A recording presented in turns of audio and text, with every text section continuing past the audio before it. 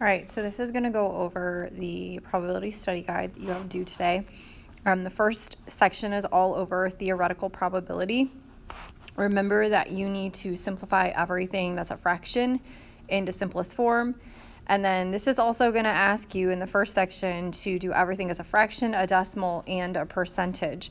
So in the very first one, the probability of getting an even number, let's remember that the numbers on a die are 1, 2, 3, 4, 5, and 6. So you have 3 even numbers, 2, 4, and 6 out of 6 possible outcomes. So this reduces to 1/2, which is 0.5 as a decimal, and 50%. If you cannot remember how to get things from fraction to decimal format, remember you are taking the numerator divided by the denominator, which gives you the 0.5, and then you're moving that over 2 spaces to get that as 50%. Just a quick review there. Probability of getting a 5 on a die is 1/5 over 6 outcomes. And when you divide 1 divided by 6, you get 0.16 repeating. So remember, if this is telling you how to round your answer, make sure you're rounding it correctly. So I'm going to round this one to 0.17 and 17%. The probability of getting a number less than 3, so the numbers less than 3 are 2 and 1. So 2 out of 6 outcomes, which is equivalent to 1.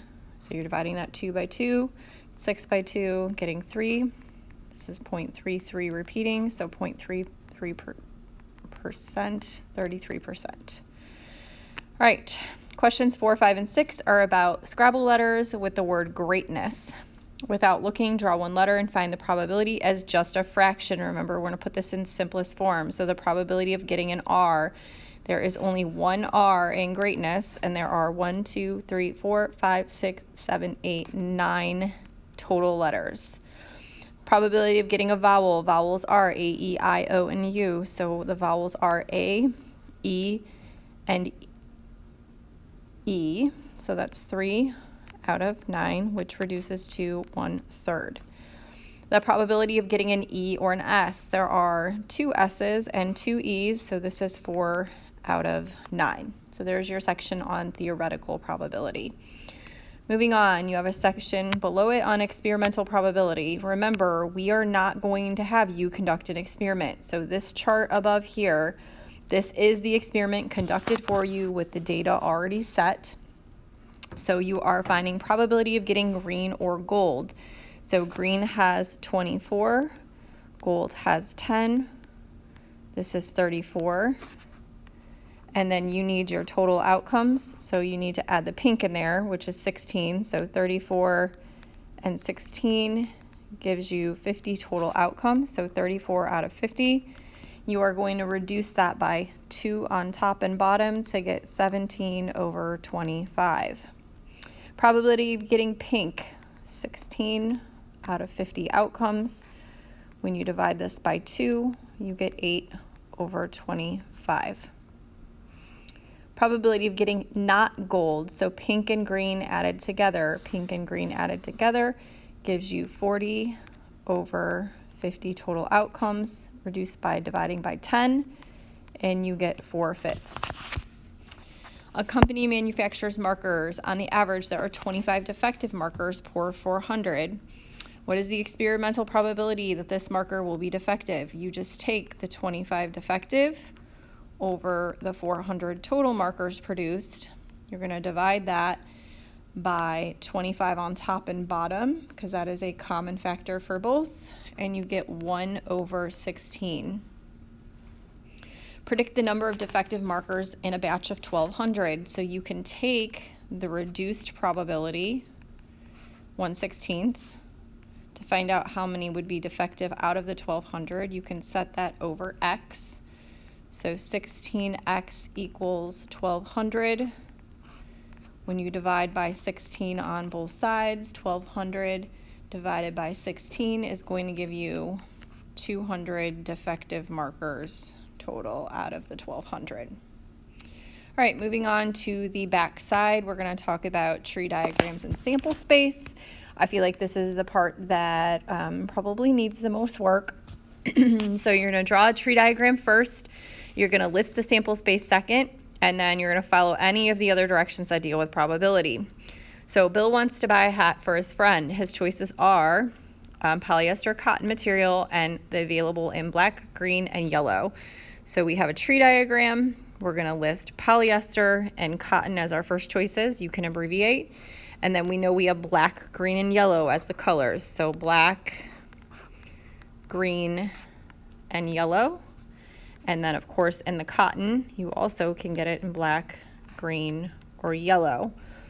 Now remember, when we make this sample space, we're following it down. So polyester and black is an option. Polyester and green, polyester and yellow. So polyester green, polyester yellow, and then we're moving over to the cotton choices. So they come in black, green, and yellow. So C, B, cotton green, and cotton yellow. That's your sample space. Now we're going to go over to number 13, and you have a spinner that is going to be spun twice, keyword twice. If this helps you, put spin 1 over here, spin 2, and then you have 3 outcomes for spins. You can either get X, Y, or Z for spin 1. Now you're going to branch out for spin 2. Each of those, again, has 3 options: X, Y, or Z. X, Y, or Z. X, Y, or Z.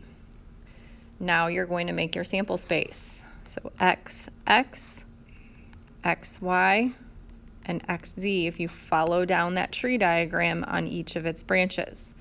Then you're going to do the same thing for Y. Y, X, Y, Y, and Y, Z.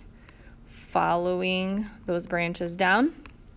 And the last set is ZX, ZY, and ZZ. Question number 14 asks you about the probability of spinning at least one X. That's going back to question 13. Use your sample space and figure that out. So if you're looking for at least one X, you've got at least one X.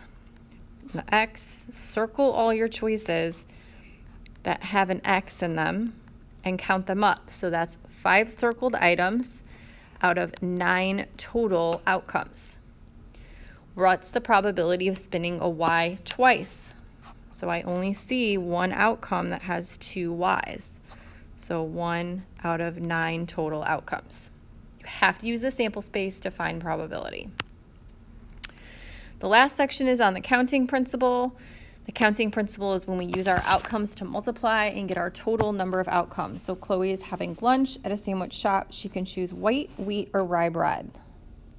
That's 3 outcomes, or 3 for the bread. If it helps you to keep track and label, do so. Her options for fillings are roast beef, ham, or turkey. So that means she has 3 for the meat options. Her choices for condiments are mayonnaise and mustard. So there's only 2 for that. How many different sandwich choices does Chloe have? Showing your work is something like I did. So 3 times 3 is 9, and 9 times 2 is 18 combos. Matthew's going to the ice cream shop and wants to make his own cone. He can choose from vanilla, chocolate, strawberry, or mint. That is 4 flavors. His cone choices are sugar or waffle. That is 2 cone choices. Toppings, chocolate syrup, sprinkle, caramel, syrup, whipped cream. That's chocolate, sprinkles, caramel, whipped cream. That's 4 for the toppings. How many different cone selections can he make? 4 times 2 is 8, and 8 times 4 is 32 combos. Sarah's going to school dance. She wants to look fabulous in her new outfit, so she has a bunch of things to choose from: dresses, shoes, and accessories. This part does not count in her choices. Her dress choices are polka dot, striped, and tutu, and a solid purple dress. So there are 4 dress options. Shoes, heels, sandals, or flats. That is 3 for the shoes. In accessories, she has a purse or a necklace, so only 2 for the accessories. How many combinations? 4 times 3 is 12, and 12 times 2 is 24. All right, so if you need to review this again, you can rewatch the video, and you should be ready for your test tomorrow and all work completed.